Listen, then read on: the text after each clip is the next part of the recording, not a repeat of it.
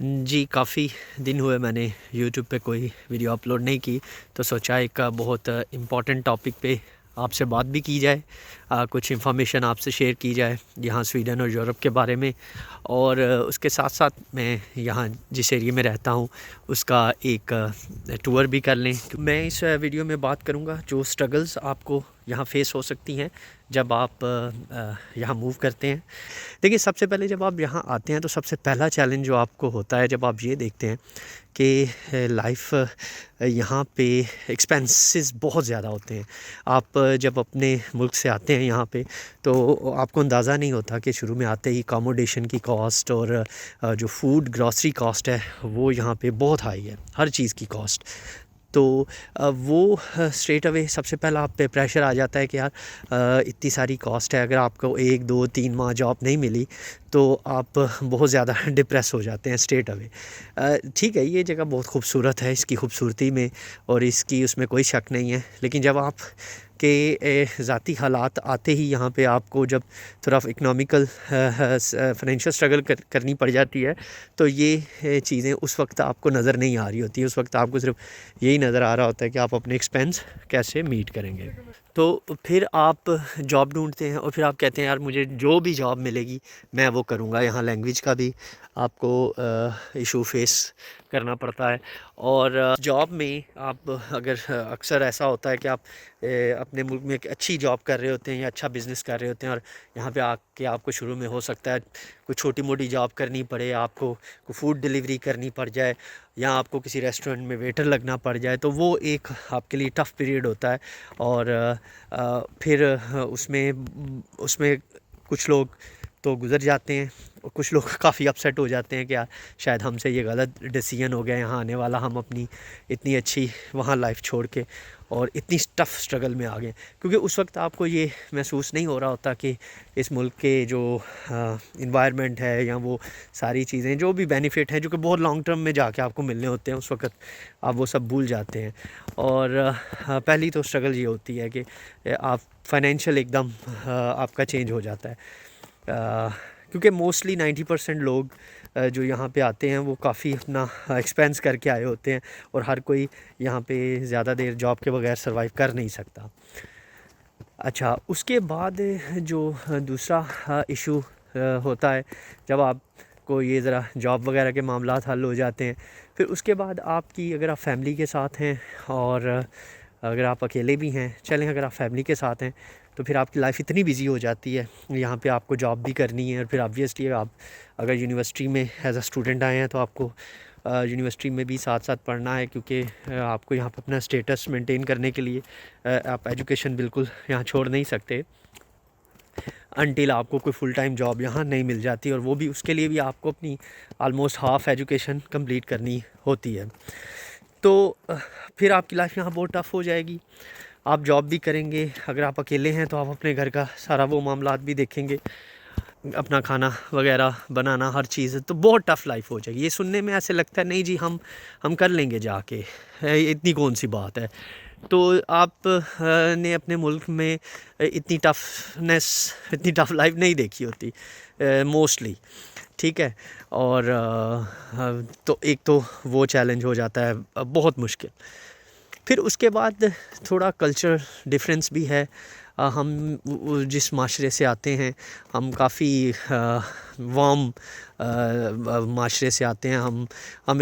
हम एक दूसरे को बड़ा मतलब हमें लगता है कि हम एक दफ़ा किसी से अच्छे तरीके से मिले हैं तो शायद वो हमारा दोस्त बन गया है, लेकिन यहाँ पे एक बड़ा अजीब कल्चरल डिफरेंस आपको मिलेगा। एक दिन आप एक अपने किसी क्लास फेलो या अपने किसी भी कोलीग से बड़ा अच्छा आपकी गपशप होगी, आपको लगेगा अब शायद हमारी दोस्ती हो गई है।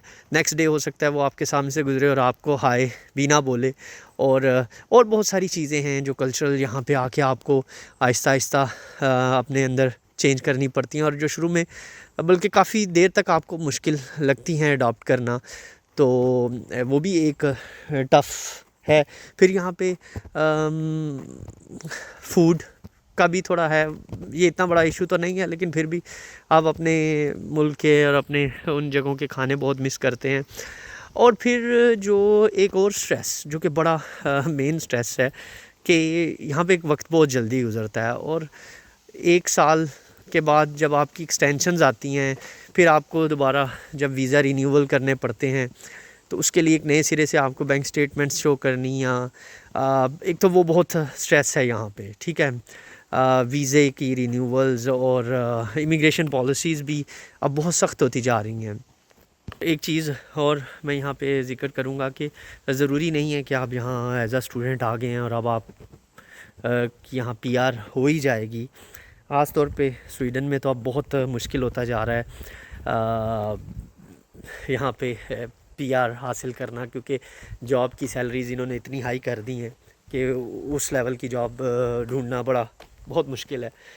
तो और एक तो ये आपको टेंशन स्ट्रेस रहता है हर वक्त कि यार मैं इधर 3-4-5 साल गुजारने के बाद भी अगर मुझे वो नहीं मिलती पीआर या पासपोर्ट वगैरह, या तो फिर मेरे शायद इधर इतना वक्त ज़ाया ही हो गया।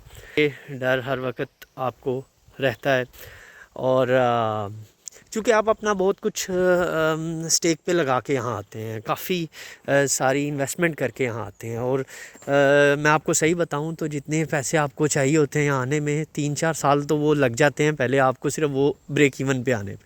उसके बाद फिर आपने कुछ सेव करना है, और विद फैमिली आप आए हैं तो बहुत सारी स्ट्रगल्स हैं। यहाँ पे भी बहुत महंगाई है और चीज़ें इतनी आसान नहीं जितनी आपको लगती हैं। तो ये वो चीज़ें हैं जो कि मुझे यहाँ पे फ़ील होती हैं। और एक और चीज़ जो मैं यहाँ बहुत फ़ील करता हूँ कि अब यहाँ पे जो ये आउटसाइडर्स को, फॉरेनर्स को ये लोग पसंद नहीं करते। उसकी वजह ये है कि एक तो फॉरेनर्स ने यहाँ पे काफ़ी ऐसे काम किए हैं जिनकी वजह से जो है ना वो इमेज आप फॉरेनर्स का अच्छा नहीं है। फॉरेनर में स्पेशली जो हम लोग आ जाते हैं, जो ब्राउन स्किन आप कह लें वो वाले लोग।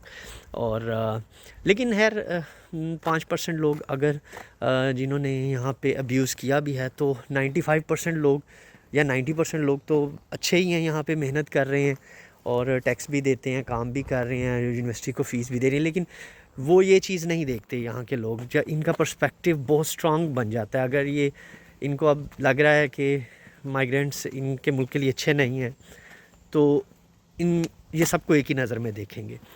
तो वो चीज़ भी आपको यहाँ हर्ट करती है जब आपको ऐसा महसूस होने लगता है एक सोसाइटी में कि यार अब इस सोसाइटी में ये लोग आपको एक्सेप्ट, तो वो चीज़ भी एक आपको यहाँ पे हर्ट करती रहती है। और फिर सबसे बड़ी चीज़ कि जब आपको ये लगता है कि यार मैं तो अपना इतना सारा स्टेक पे लगा के अब यहाँ आ गया हूँ और अब मुझे यहीं पे सेटल होना है, और पीछे वो चीज़ आपको थोड़ा फिर और भी वरीड कर देती है, और फिर आपको ये सारा खूबसूरत और ये सब कुछ एक कैद सा लगने लगता है। तो खैर ये एक्सपीरियंसेस थे मेरे कि यहाँ पे स्ट्रगल्स क्या हो सकती हैं, और भी बहुत सारी चीज़ें हैं जिनकी हम फिर शायद किसी और वीडियो में बात कर लेंगे। अभी इस वीडियो का वैसे 2 ही मकसद थे कि एक तो आपको ये स्ट्रगल बताना, यहाँ पे क्या स्ट्रगल्स होंगी आपको, और अपना मैं जिस एरिया में रहता हूँ, जिस शहर में, उसके और जिस जो मेरा घर है उसके इर्द गिर्द का ये था व्यू मैं चाह रहा था कि आप सबसे शेयर किया जाए जो मेरे व्यूवर्स हैं। तो चूँकि खूबसूरत तो ये मुल्क बहुत है, इसमें तो कोई ऐसी शक वाली बात नहीं कि वैसे तो ये मुल्क का इंतहाई खूबसूरत और बहुत ही साफ़ सुथरा है। अगर आप यहाँ पे आप अगर सेटल हो जाते हैं बहुत सारी मेहनत के बाद या एक अच्छी किस्मत के बाद, तो फिर शायद हो सकता है कि ये आपको यहाँ पे लगे कि यार इतना अच्छा मुल्क है, शायद आप मेंटली सेटिस्फाई हो ही जाए। देखें जो मुझे फ़ील होता है ना यार, ये बहुत अच्छा है, बहुत खूबसूरत है, लेकिन कभी कभी ऐसा लगता है कि मेरा नहीं है, मैं एक आउटसाइडर हूँ यहाँ पे। तो वो चीज़ थोड़ा सा है ना वो तकलीफ़ देती है कि आपको ऐसा एहसास नहीं होता कि यार ये आपकी ही जगह है। तो ये मेरा घर आ गया, और अभी के लिए इतना ही। तो नेक्स्ट वीडियो में किसी और टॉपिक पे बात करेंगे। अपना ख्याल रखिए।